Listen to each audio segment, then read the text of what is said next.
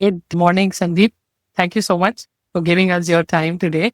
And I really, really appreciate it. As I had mentioned, in our call before we started recording, that this is a small attempt to be able to inspire or at least provoke some thoughts for future entrepreneurs and also our small effort in nation building so that people can become more and more successful in businesses.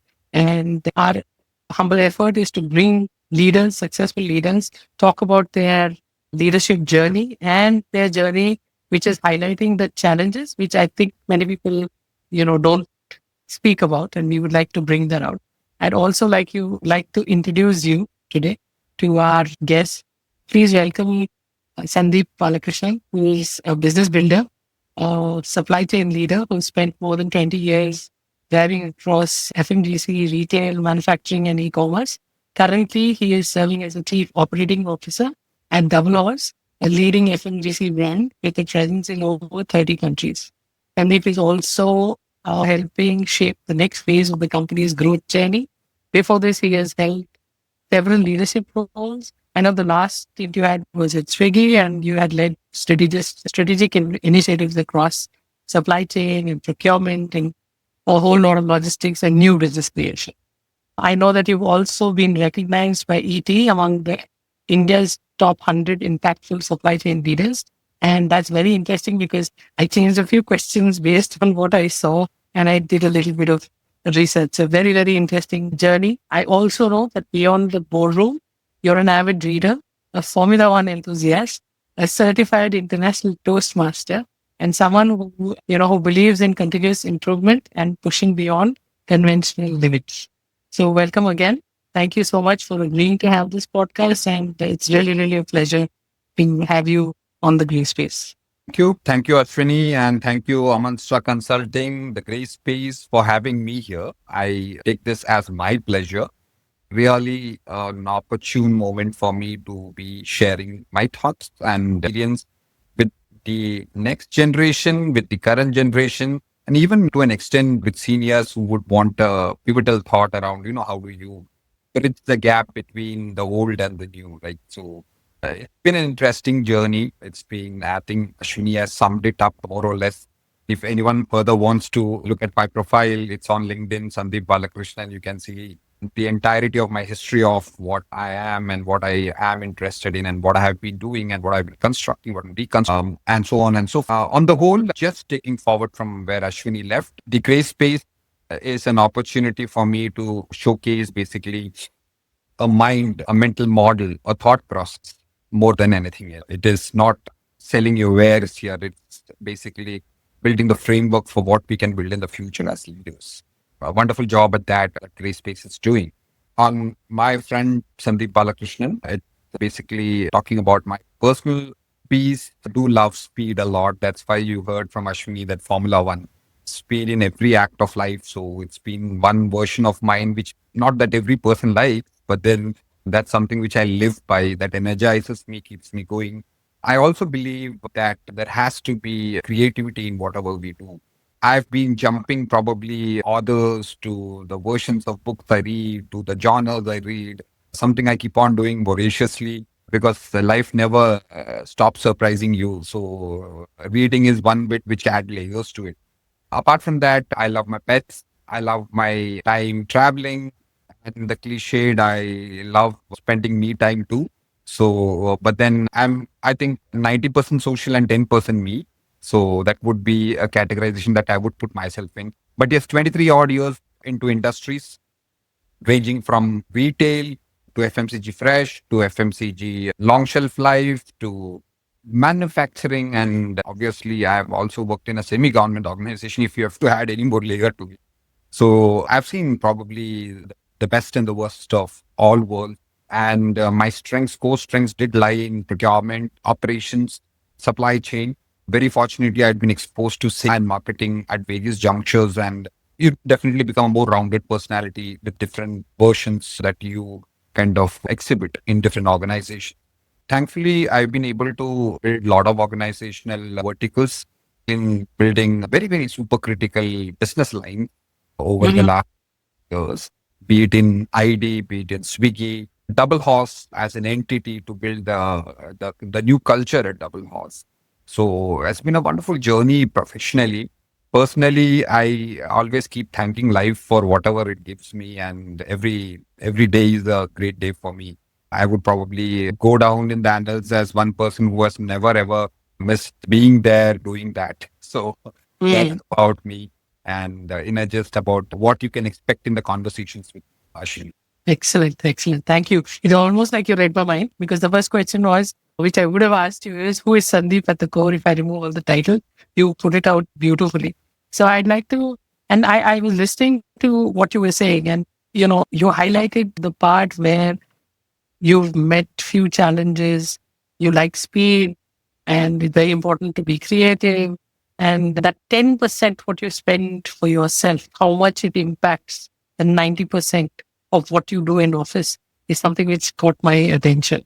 The various layers that you've had, the experiences that you've had. And, my next question for you would be like a trial by fire moment, looking back, what was the biggest operational mess or system crisis or whatever, wherever critical situation where you had to think out of the box, everything which was told you theory in the playbook, you had to throw it all together, not follow traditional and follow your, what your experience is. Do you have any such moments or moments which you remember? Yeah. So Ashwini, I have few of those moments which comes to top of my mind. But of them which is which is registered inside my mind. So just it's kind of folded in, filed in, and of my mind. If you ask me, I would take instances from probably two or three organizations I work for. The retail industry, right? When way back 2000s was when organized retail came into work. We are all into kiranas, the mom and pop stores. I was working with a semi-government organization at a point, but I was really besotted by what's happening in the retail front, right? Retail. Everyone was thinking organized retail. And what is organized retail? That point in time, organized retail was 2 to 3% of the total retail industry. We in India, nowhere into organized retail. Today, we're close to 30%, right? So, and at the journey level, when I left, it was around 15%. But 2 to 3, the opportunity was pretty huge. What were we staring at? We were staring at changing consumerism, right? How people go and shop. We basically were sitting and at home and planning for a weekend. जब हम जाएंगे पास वाले दुकान में वहां से ये list देंगे. So the दुकानदार was our mentor. He was our confidant. He was our person. One point of Yes, you could tell stories to tell you stories. You will know geography. You will know history from him. You think from right. So that was the work we were living in. And actually that was also a nostalgia, basically, which you live with today, right? You don't find that. We're undergoing a revolution of sorts. We saw a movement towards people wanting to feel and experience more, right? That is retail. And I'm retail. When I say food retail, it is an entirety, not food per se. I'm talking of supermarkets, hypermarkets, right? I started off with Food World Supermarkets Limited. Then I had my actually trial by fire with initial learning process and stuff. That was not probably the anecdotal example that I was hinting at. I would always state my journey with ABRL, Aditya Birla Retail Limited, and I part of the merchandising, buying and merchandise called the B&M part. So I was part of the South team when I started, but at a point in time they said, okay, Kerala is in downs, it's in dire straits. We want a core team, a strike force to go to Kerala, set it up, make sure that it reinvigorates, comebacks to form, or they just got 6 months to run the show. Just need to set up. That came to a stage of that extent. And then finally, we all came in. No, we are all young, bubbling, but at the same time, you're staring at uncertainty. The worst thing you can always stare at is uncertainty, right? So you're staring at uncertainty where people are telling you that no, you don't perform, you're perishing. That's it. Nothing other by-lane for you to do. So then it came to a stage where we had to actually, resurrect the entire zone.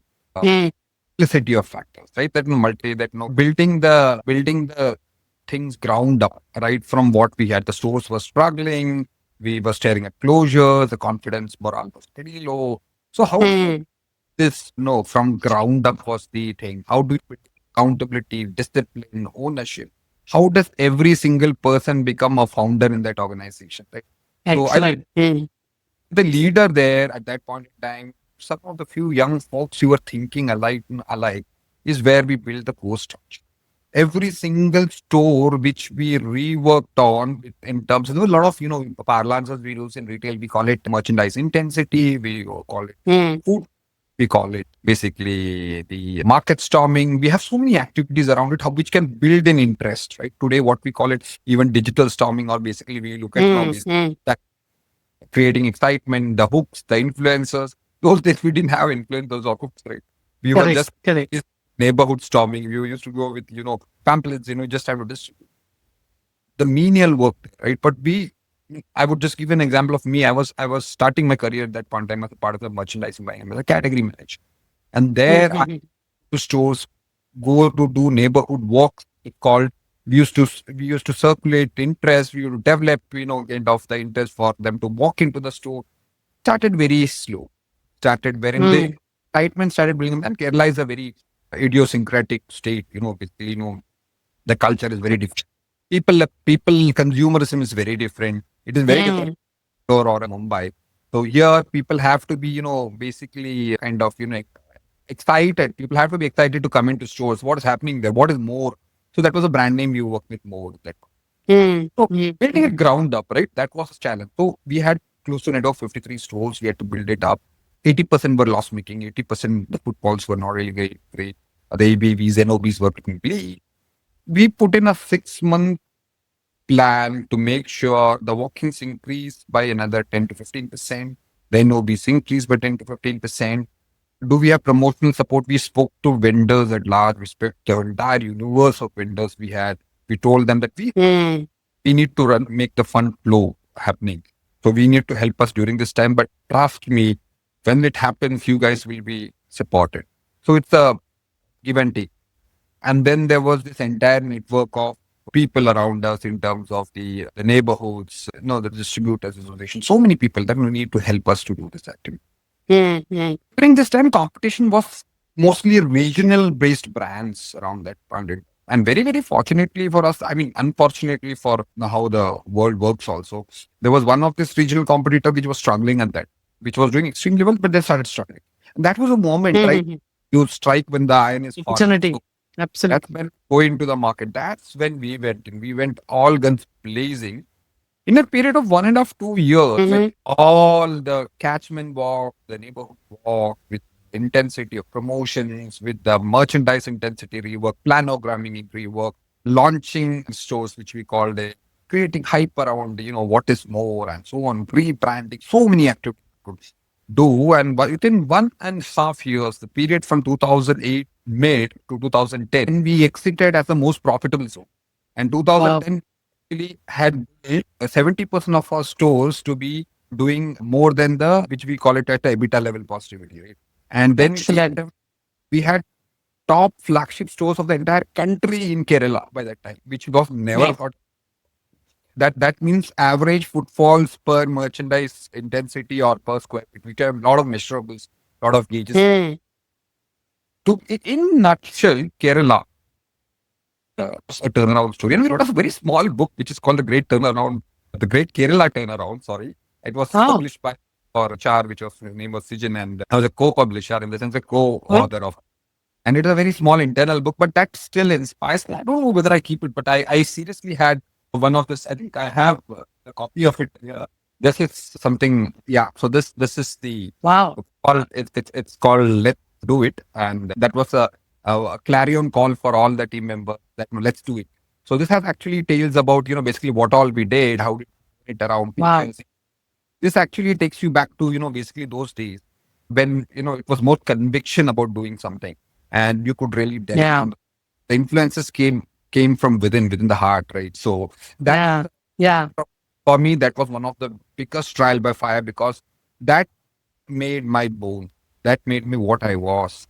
I understood what it needs to become a leader at a point in. And that growth story started there. I moved from a category manager to a merchandising head to a zonal head, and that was like back to back in ABRL history. Also, very few people get rated 5-1. I was one of those few folks. So I mean, Wow. started there. While you might have the ability, the opportunity has to present itself.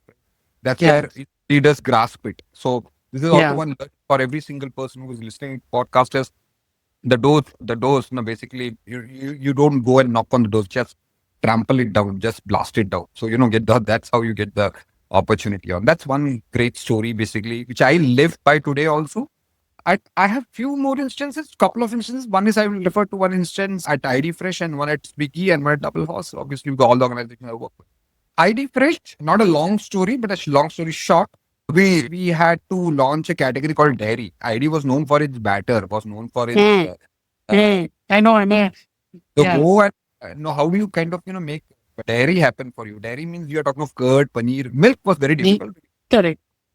And then we worked on the entire structure, ground up, got the partners to work with it. We brought in something which PC very strongly believes in. PC himself as a founder and Yeah. very Yeah. Yeah. the whole of my heart is that I work very closely with him. That he strongly believed in was that no, we should give the best quality at all times. So we brought on something called paneer made out of buffalo milk, which was never heard of that point in time, versus all the cow milk based paneer, which was harder. Nobody knew what was NF, SNF, or nobody knew what was fat content at that point. So I built that vertical. I have worked very Wow. strongly with build the vertical. That's one more probably thing. It was quite a challenging ask for us. And at a point in time, paneer was our third highest selling SKU after batter and paratha. That is a learning which I always keep with me, and how I built Mm. a long story. So basically, I don't go into the intrinsic details of it. At Swiggy, we built a B2B vertical called Assure. I was one of the founder members of Assure, and Assure is Okay. basically sells all your commodities to hotels, restaurants. So just look at the universe how we work in right now. We are working in a universe wherein basically you are buying from your restaurants, and the restaurants are listed on Swiggy or Zomato. Biggie. And then you also have a system where you are building a structure where you can supply to various of the places. That's called the B2B vertical, which is like hyper tier of Mm. Zomato. We did Assure at Swiggy. I was one of the founders. That's also one of my probably greatest trial by fires because I always love doing and constructing things, and it took a lot out of me. But energy is what I define myself in, so I was always there available for them. And at Double Horse, it was always a cultural shift which you had to bring, as I had mentioned in my probably in my write-ups to whatever had conversation. An Mm. organ, Mm. a founder and organization, metamorphosing into a professionally corporate run business during not now, I'm not 2013 to 19, my first stint with this company. That point in Mm. time, very pivotal to, basically in engaging with HR activities, bringing culture into the organization. Mm. The corporate mindset and the thinking process kind of gets ingrained into the system. So these many instances I can go on forever, but then I Yeah. would say Yeah. these I few. know. I know. Very interesting. Very interesting. And I kind of wrote down a couple of things which came to me as a very outstanding thing when I was listening to you. One, of course, what struck me is how hands on you are with data, specific numbers, because I'm learning as well when I speak to guests and when I speak to different people. I am my own journey. And everything is measured, especially the higher up you go, the more detailed you get, is what I'm learning and I'm listening to. And I clearly can see that from your journey. Also, the other thing is how well you're able to weave culture to your own experience, your own thoughts, which you just shared, and be able to take that, be able to put forward. You're like a bridge. Somebody founder has a vision. You're executing stuff. You understand and you're able to see the vision of the founder and then take it forward to the next level who are below you are probably not at that level for whatever reasons, because, and that's a very, very, I feel it's a very challenging task. And which is why you're talking so passionately, because that's what you meant by, it took a lot from me. That's what I assimilated. So this, if I have to bring it back to today's context with all the challenges you went through, with all the successes you went through, today, what keeps you up thinking, or what in the position you are and given the knowledge that you have in your current position, what is it that keeps you up, which makes you think, something which is affecting top line or bottom line, or probably which could affect positive, negative, whatever. But that's something which is running in your head. And now that you've achieved so much, where are you now? And, you know, is there anything which keeps you up thinking about it? Yeah. So I think I always keep on telling my family that my first love is still work and job. So I will stick to that, saying that no, anything around work keeps me up. The whole of the morning, the whole of the evening, and wake up at night, whatever. No, the mind works always like a computer when it comes. So I always keep on telling my team, and it's a very customized kind of a quote, which I basically used it Mm-hmm. from somebody who always works on finance, and one of my CFOs used to tell us that now this is about Mm-hmm. numbers.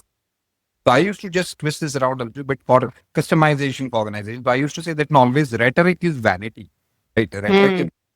yes, and efforts are sanity, but numbers are reality at the end.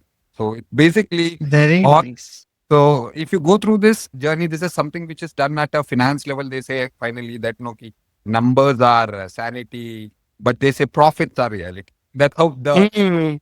for the finance fiefdom, it's always profits. For me, the business, the operations, the run that and there I say that no numbers are reality. You go through all the talk, you go through all the communication, you put in efforts also, but the right efforts not put in at the right time, there's no point. So it's about that learnings that keep me awake all the time, right? So what happens basically, Ashwini, is basically I've seen that complacency is one factor which you need to work Mm. because markets change, consumers change, technology changes. We all gone through the 90s kids have gone through this entire right thing. We have We are gone through just talking about it. Yes. yeah. Yes. So I think the only thing which changes is change. So then what happens is you need to be ahead of the race. You need to keep abreast of things, what's happening. How is that no AI is influencing things around you? How can you kind of ingrain the abilities of technology into your growth story? You can always be in the comfort zone saying that, no, what's wrong, right? Why do we fix something which is not broken? But at a point in time, I will always look back at brands like Nokia. I will always look back at brands wherein they could be like BPL, who would have basically been market leaders. You just move the right time at the right moment Right. at the right place. They could have just done that little bit around. Similarly, we as individuals, as leaders, our job is to move in at the right time. Make sure Mm. that keeps me awake. That keeps me thinking, saying that, no, okay, are we building an organization that will be relevant 5 years from now? Or are we Mm. a me too of today's business? I just want to stay Mm. ahead of.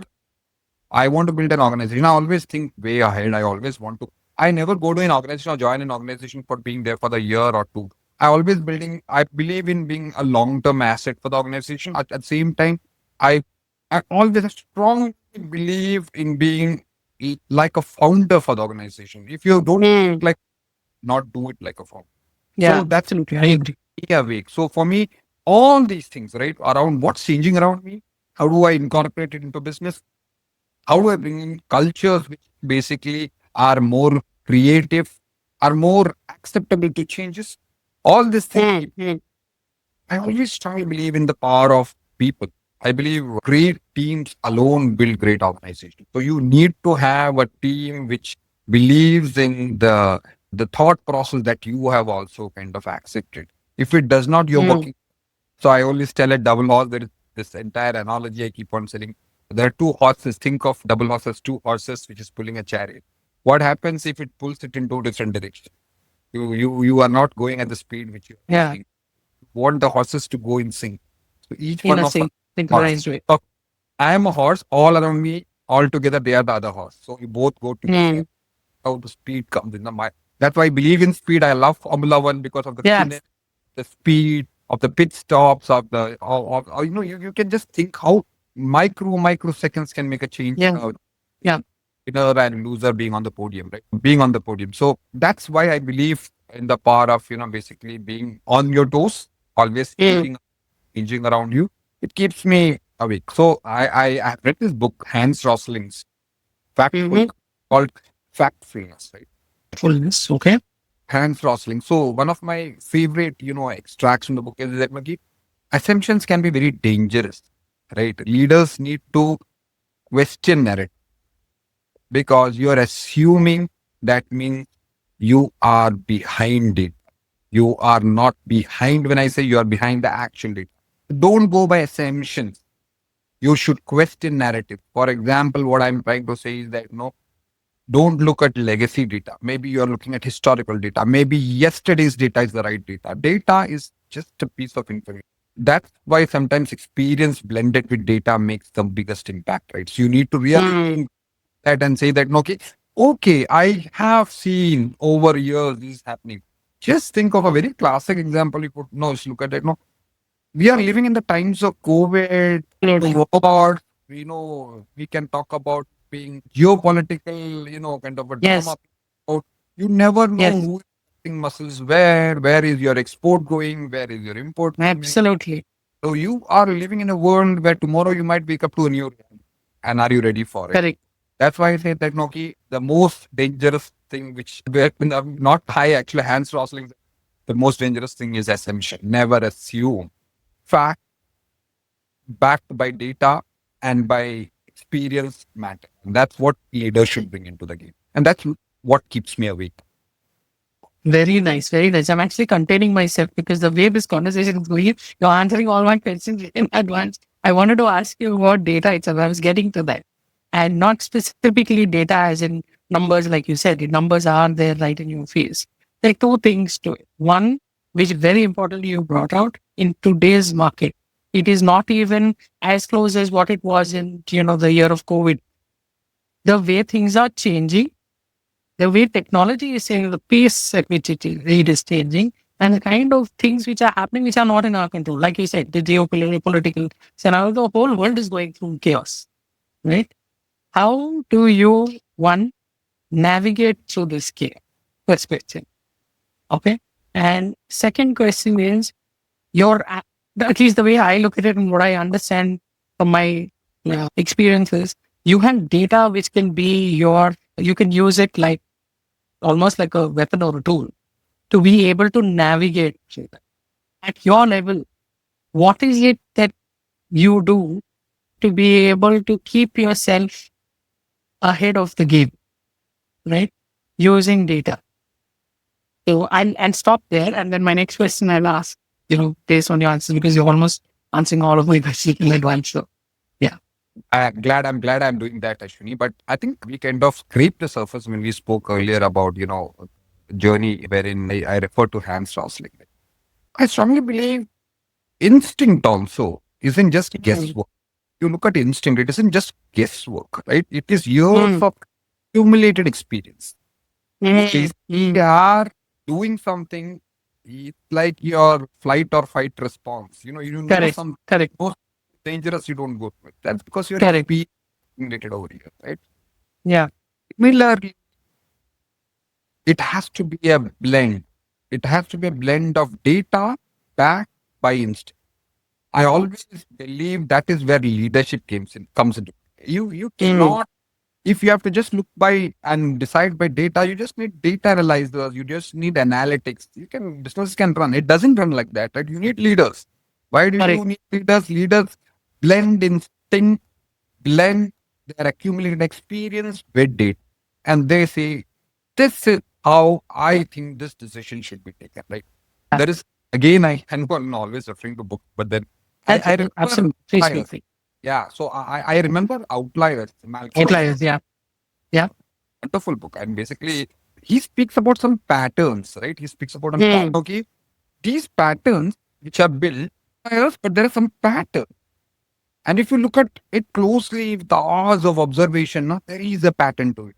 yes. Yes. But then we don't do that. We basically think that these are outliers, but there is a pattern if you really want to dwell deeper into it. So that is where our accumulated experience comes. Our body is already teaching us. It's already teaching us that there is a pattern, Sandeep, you think like this.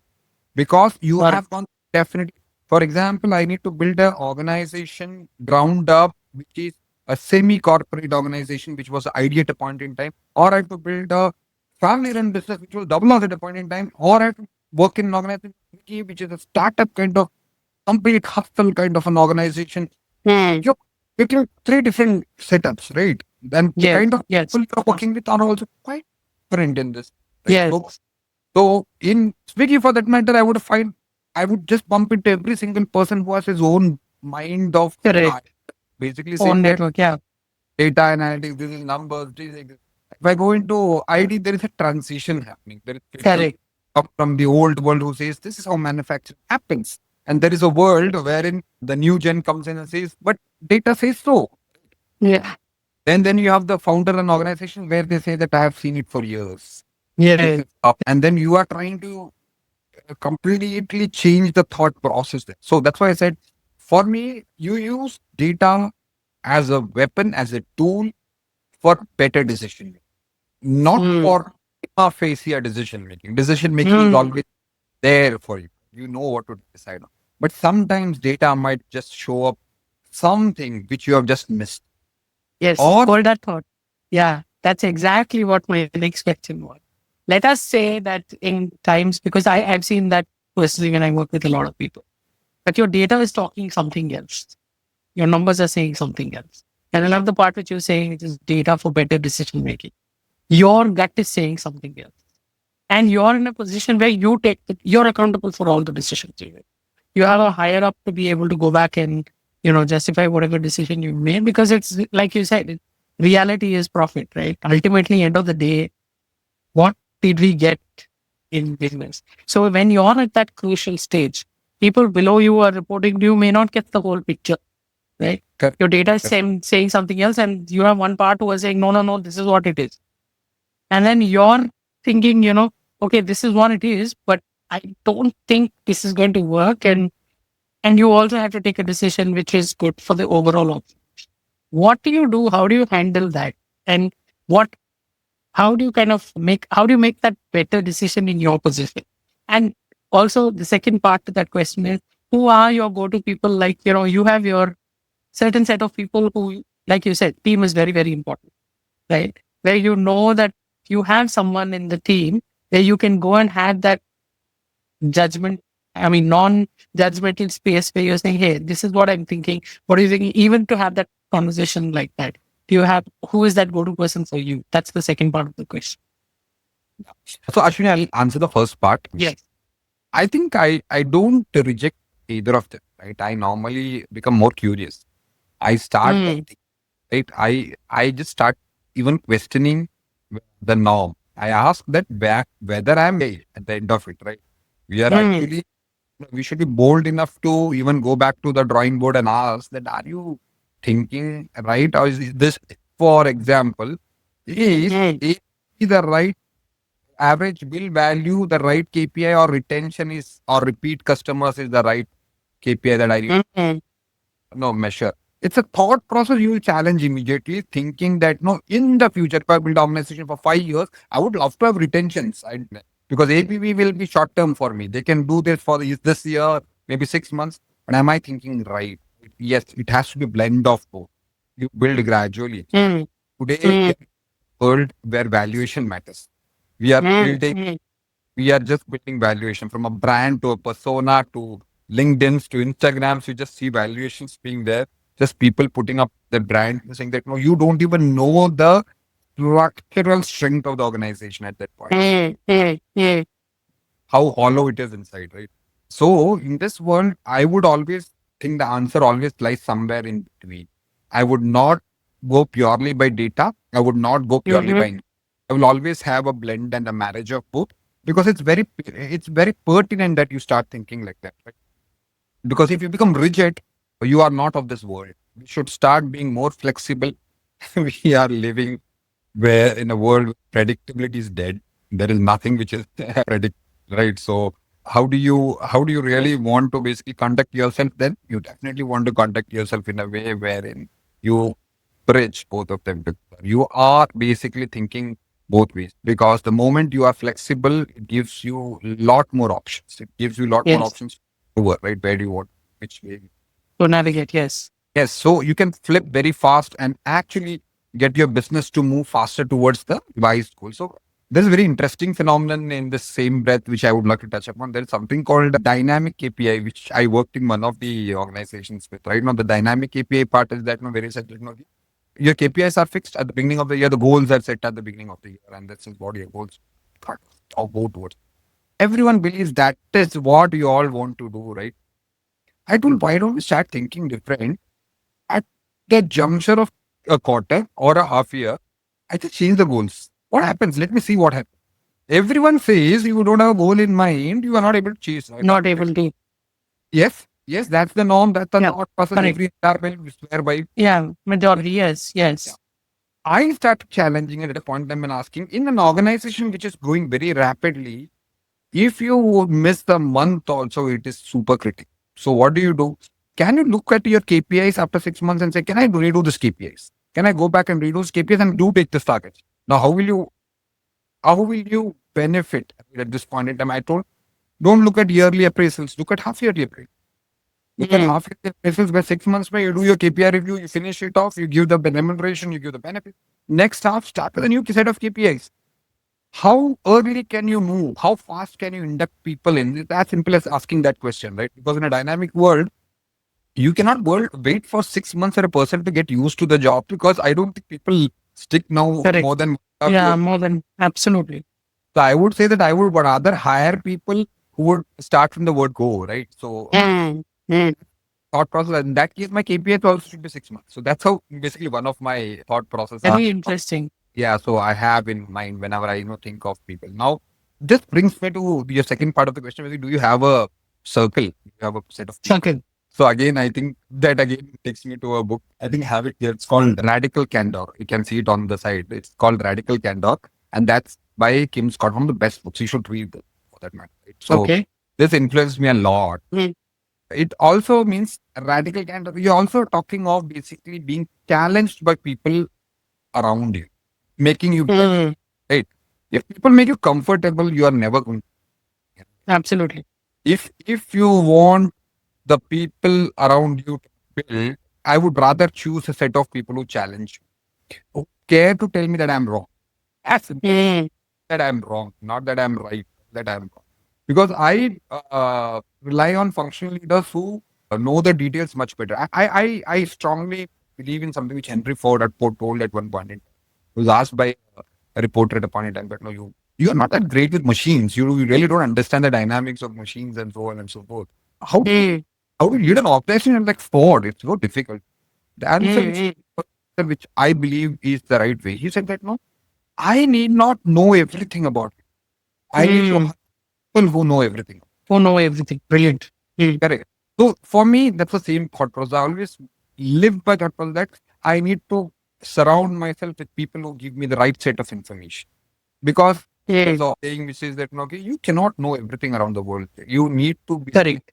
people who can tell you everything which is happening around the world, right? That's their information. Your Venus is where your veins which is walking in, right? So that's exactly what I think my circle is people who can be mentors, peers, maybe my subordinate.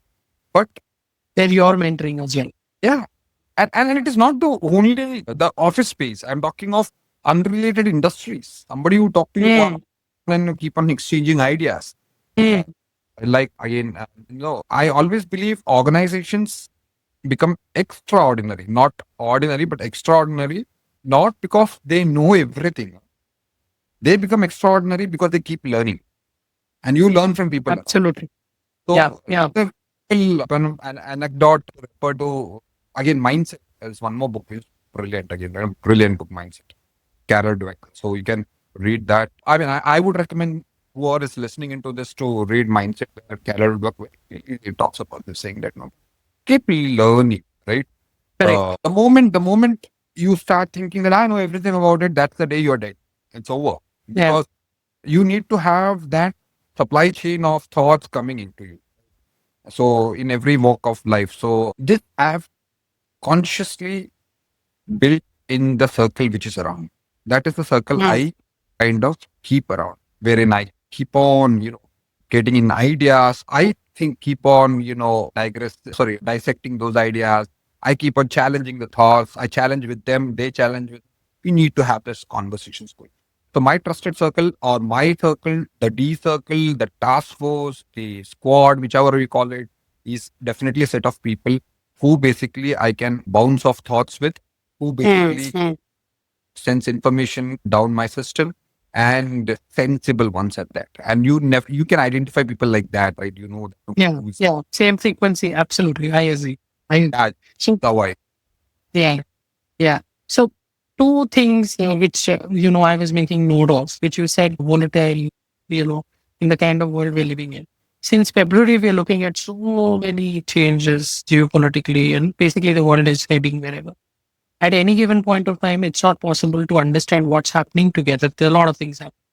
And it's just not linear. It's just a lot of things happening. Something somewhere is going on and it starts hitting. We saw supply chain. You and me were affected with LPG gas. We never even thought, you know. So it's how do you kind of, especially because you're the operating officer, I know it's not an easy role to be playing because your neck is on the line. You're the person for execution. And if anything doesn't happen, it hits right away. The impact is like immediate. And you're also not just working with the intellectual class of the company, you're also working with floor managers, regular delivery boys, all of these people. How do you kind of, first of all, how did you manage?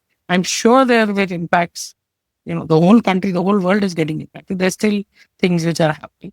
How did you kind of, navigate through that and still maintain your regular goals or dynamic KPI? I'm sure if you're so hands on with your data, you've had your own contingency plans and all of that.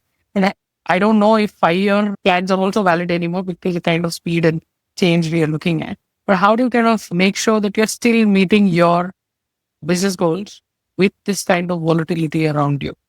Yeah. So, Ashish, I think there is a very interesting piece of, kind of conversation we keep on having when customer care, when you complain, you say that, we keep on saying that, if the product comes out well, it has to do with the composition of the product.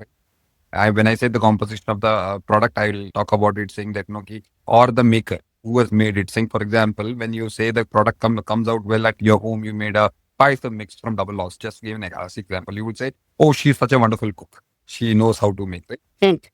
Product does not come out well, double horse is set. Because then you understand the world we work in, wherein the operator is always, a person who basically has to build a brand which basically can be sustainable. We see, and we went through all things possible during floods, famine. We have gone through the Gulf War, the current. We have gone through geopolitical tensions. We have gone through Indo-Pak. We've gone through every single thing. You can now it's the Gujarat floods.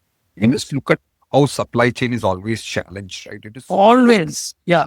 Yeah. so one. Yeah. Yeah. And I believe over the years, one thing I have ingrained in my teams and what I say, okay, do not build your team on great supply chain, right? On great, build your team on great resilience. This come to a time like it is telling somebody saying that no, it is like those kids to not to teach them to succeed, but teach them how to face failures, right? That is right. So you can always be stopped, but there will be a moment when you fall. That point in time, how do you survive is the biggest question.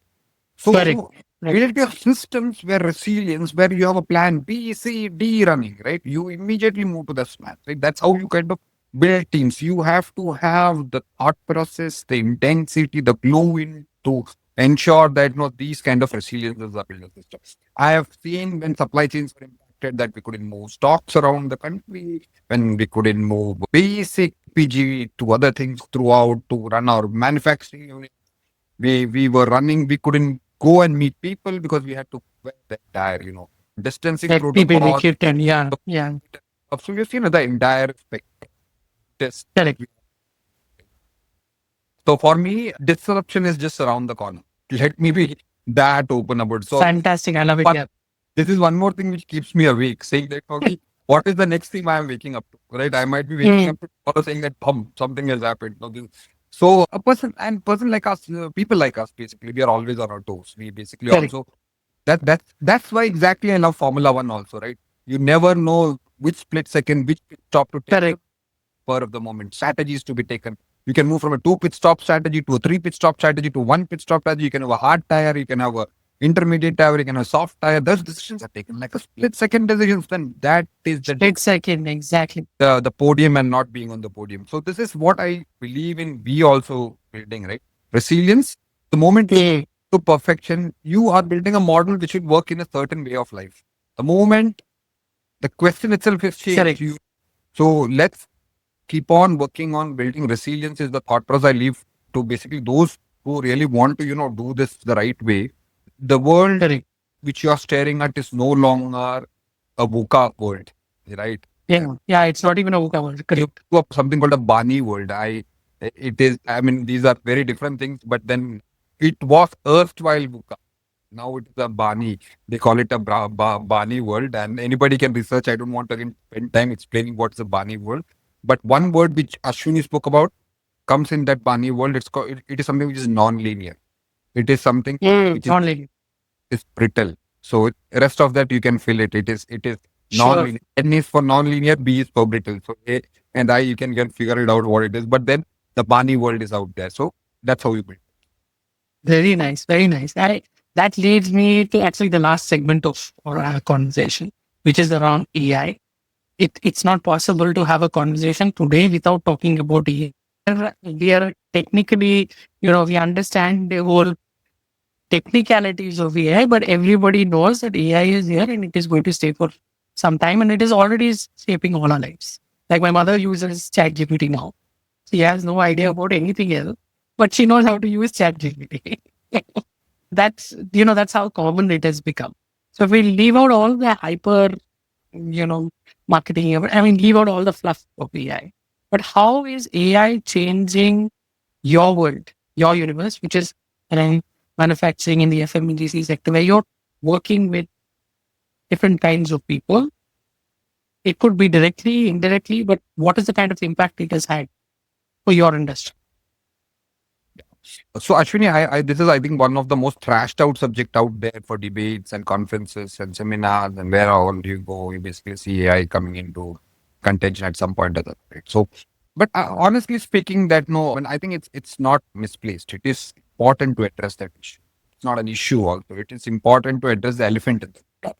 So at some point is going to help. But how do you say how does it help, right?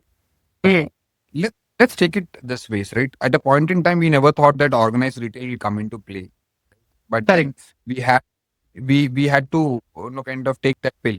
Nobody thought that we will deliver something to your home in 10 minutes, and correct. nowadays you can even not even lie to your kids saying that this is not available. They immediately go to Instamart, it's available. 10 minutes में आ जाएगा. So we live in that kind of a world, right? So we will be misplacing our thoughts if we are saying that no, ignore it, nothing will happen. It doesn't happen that way. What is going to happen is repetitive works. We can replace those repetitive works with the use of AI in the right way, right? So can AI replace a lot of the unnecessary frills, right? Mm, We can use AI for it. And what AI cannot replace is character, which I spoke about a little bit earlier. This leadership is a nature, it's a character, it's a blend of a lot of things. Right? AI cannot replace that for you, right? AI can only replace a structured way of it's scary. It's scary at a point in time saying that no, oh my god, 10 times I give a chat GPT request, the chat GPT guy knows everything about me now. yeah, Immediately I want to ask you this because it's almost kind of challenging you on that because this is thing which runs in my head also. You're telling character which can, it cannot replace. I agree with you. But look at the way it is. If I put out my photo or my video, just one part of it, I have tools which will make me even do this podcast automatically with you. I, I, How do you, I mean, we are talking character completely. and human. How do you kind of, it's mind boggling. I mean, I'm still stuck there. I'm wondering what is this? So is it really not replacing It is. character? That's why I said that let's address the elephant in the room. For sure, it is an Mm, elephant in the room. Saying, for example, you are not. So we were thrown up options by the agencies which come to us saying that no, you don't need to shoot this. We can just do an AI ad. yeah, And look at the AI ads. It is actually progressing into more natural the way the day goes. yeah, You're not able to yeah, even make out. make out. This podcast, I'm talking of podcast. You can see so many people's podcast. Then someone was telling me this is not a podcast, it's an AI generated podcast. I was like, what? I couldn't believe it. You have a mic in front, you're actually talking on the go, and it is not Yeah, a real person. It's an AI generated. I was like, shocked. But what is yes, happening there is basically, again, as I said earlier, somebody has to do the back end work to create this, to that create person's that. Yes, employment, right? Like we said yes. in retail, somebody was asking me this question very interestingly. I'm talking decades back. What will happen to the mom and pop stores? They will all die down with the organized retail coming. But at a point in time, mom and pop stores became the supply chain for these kind of retail outlets. Now, Mm, think of that differently. Mom and pop stores actually They progressed into standalone retail stores at some point in time. Progressive way of you will also Correct. progress. Also start thinking. One day, Sandip Balakrishnan or Ashwini will sit and we will say that let's not do this to a podcast. I'll you just give me your answers and yeah, no, I'll give you the questions. Let's make it an AI generated one. That's fine. But Yeah, that one day is very near, Sandeep. It's very near. you have to Yeah. for sure we have to address it. But as I said earlier, replace repetitive works, replace your frills. That is the AI. Where it will not come into play is that there is still a human element between us. Yes. Right? At some point in time, since it's already become dangerous to an extent that no kids of today, they don't even go out and play nowadays. Like in our times and all, we used to play football, we used to play cricket, we used to play whatever. Yeah. People now, if you think of people who are going out to the why is the gym and the cafe culture the kind of mushrooming across? It is because today we don't go out and play or we don't do any other physical activity. And then you go out, pay money for a subscription to the gym and then work right now. So that's what the reality is, and we have to Yeah. probably. Yeah. Very, very interesting answer. A quick, second last question. And I have taken most of your time. Thank you for that. Where do you think in the next, I would have wanted to say 5 years, but I don't think 5 years stands any chance anymore. But when you look ahead in the next 18 to 24 months, where do you think is the industry really heading, your industry? What are what could be the bottlenecks or according to you, your experience in your industry? What are the market shifts in your industry that, probably your industry, probably people are blind to, which you foresee? And now I know because you're pretty hands on and you're always, I can already, sense that you are the kind who looks forward and you're looking at few things. But from your point of view, what do you think for your industry is something which people are missing out? So I think one thing which will come into play when it comes to food, right? I'm talking food per se. Now I'll touch on Yes. food. Food per se is norms are going to become strict, which is good for the it's good for the country at large. If you look at the norms, which is in India versus an American USFDA rules to, I'm just talking about every single norm of food articles which is sold in the country, Yes. right? The Yes. specs are given and the norms, the MRLs are pretty different in European and US, US, And where US, yes. India is so lenient, basically so but in time, FSI is becoming stronger. You have food controls much stronger. Generally, agrarian based country, right? So there's and it's progenious at that. Very difficult to make it quite cohesive. But the journey is already started. That's one change which I see is that the food norms, the kind of food we serve onto the plate is becoming more and more monitored, scrutinized. Adulterated food does not come to your table as much as we thought it would come. It will in the next 5 to 10 years it is going to be much. You will be actually giving your kids That's much encouraging. good food, right? That's why Double House also company. We believe we always talk about good food for all, right? So we also put the same thought, basically saying how do you make food palatable? Like I used to work with ID. TC's concept also very clear. I want chemical free, absolute chemical free platter to be served to the consumer. Everyone is thinking towards it. That's one part of it. Second is you're becoming very health conscious. Nowadays, protein has replaced carbohydrates at some point. So all the which are doing more of carbs are thinking through how do I kind of get into more of it's a progressive process. We at a point in time human beings needed a lot of carbohydrates, so they used to eat a lot of rice. Everyone needs more of proteins because and then they work out in the gym and come back and say protein, protein, protein.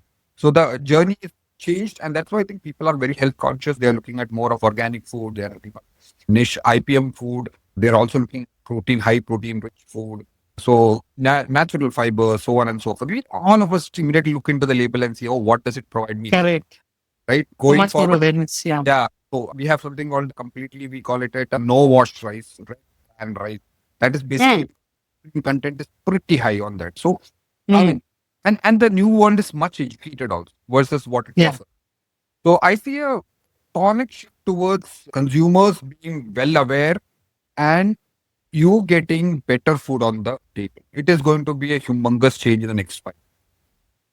We are also going into a world where sustainability will be a course of action for all of us, right? Because you cannot keep on building businesses at the cost of sustainability. There has to be sustainable base of operations, sustainable materials you use, to sustainable thought processes, which will build a future which is good for the next gen. We are finding a lot of those new things coming, evolving. You would have seen the chat, would have seen sustainable packaging. We are thinking of EPRs. We have so much of all the plastics being used for road processing and so on and so. So there's so many things which happens around sustainability is going to be pretty big in the next 5 years for me. I see that as the next thing which every corporate, every food manufacturer, every non-food manufacturer, everyone would talk about, right? I'm waiting for the day when that sustainable packaging for non-foods also, wherein liquids, I'm talking about. Liquids so difficult to make paper-based packaging unless you have a metallic. Packaging. This is next evolution which I see in the industry. I see an industry which will be more resilient because of the vagaries around us, because of the daily changes happening in geopolitical situations, in the natural calamities, so on. I see in a companies building on plan B, plan C, plan D for every supply chain problems, for every sale problem they have. That's why diversity will be a watchword for most of the organizations.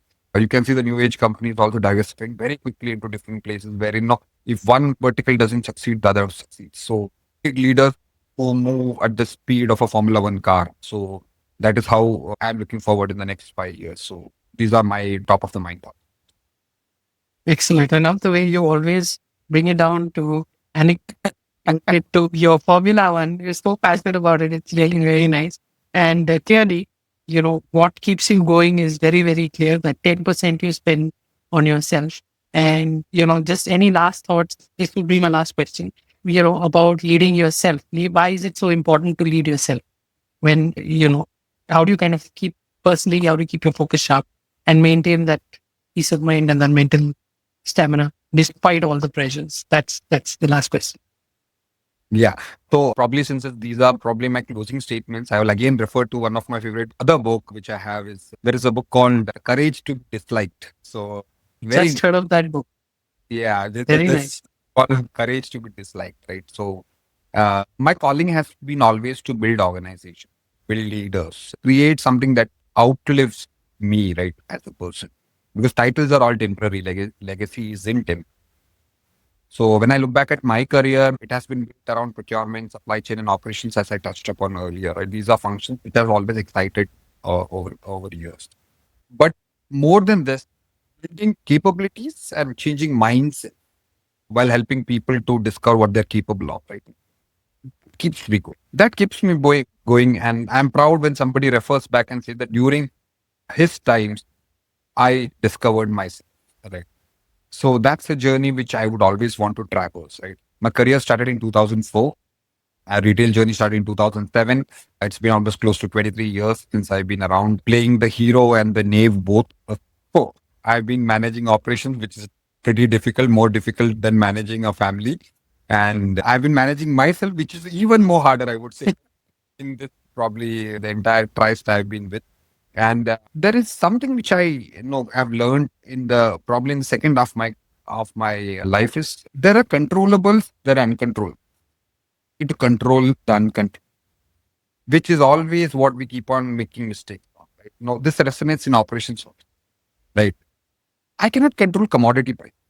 I cannot control geopolitical. I cannot control market volatility. What can I control?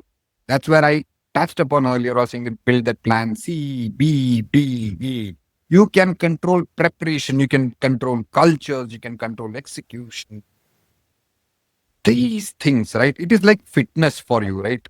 Do you keep Mm, it? At what age someone looks at you and tells that your age is so and so, you feel good, bad, or ugly about it. It's whatever it is. Because you keep yourself fit or you don't keep yourself fit. It's a question about that, about correct. some Correct. Correct. so look inwards. Just think about it, saying that, okay, what will I do over a period of time? I'll build organizations which are resilient. I can, I will control my controllable, not my uncontrollable. I cannot control that maybe a hereditary disease kind of hitting me at some point of time. I cannot do that. I can control Correct. keep fit. Correct. Keep Absolutely. me the longevity going for a little more than whatever. So I think in this journey, what all basically helps me is obviously as a person also, I try and keep myself lively by Mm, fit time. Reading helps me be grounded a lot. So I'm a voracious reader at that. That's why I think some of my best friends apart from pets, right? pets teach me compassion. Pets teach me unconditional love. The little ones keep me basically together. How does a social culture or social behaving happens? The little ones teach me. So these are the learning. Sports, I think, basically always reminds me that nothing can be done as an individual. It's always the team that is bigger than the individual, right? So, and if I have to let somebody remember me, I love this statement, or basically there's a small extract from the movie Troy, where Hector is spoken about, not Achilles. Hector is that no. Let them say that I lived during the times of Hector. So it's like that, right? So Mm.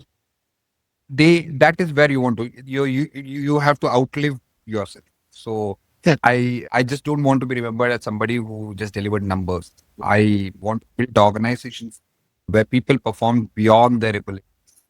I want to be remembered for bringing in culture, systems, and also having brought out the best. It was palpably visible. Yes. Beautiful. Beautiful. Thank you so much. That was my last question.